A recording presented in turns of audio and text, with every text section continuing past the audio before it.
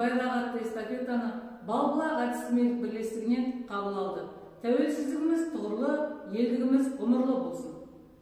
Мәңгілік туын тікті қазақ елі, қайталашы не деген ғажап еді. Көне тарих сөйлесе шежірелі, тас бұғауда көргені азап еді. Аман өтіп Алтакөл сұламадан, қан шеңгел тар қапасқа құламаған. Ел болдық деп еңсесін көтергенде, жан бар ма қуаныштан жыламаған.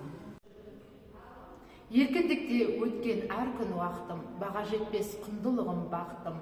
Азат болған бір күніме жетпейді, жинасам да бар ғаламның жақұтын.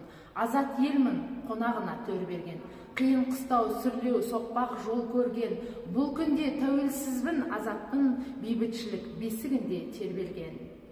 Көңілдерден сейілген соң сан күдік, азаттығын тойлап жатыр ән қылып, кермек дәмін талай татқан тағдырдың, қазақ елі болу керек мәңгілік.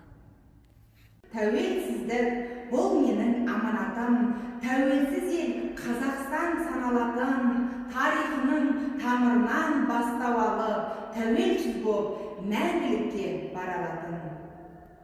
Фемида әдістемелік бірлестігінің Кемелжас ұйымының мүшелері желбірей бер тәуелсіздік байрағы атты эстафетаны Палеолог әдістемелік бірлестігіне жолдаймыз.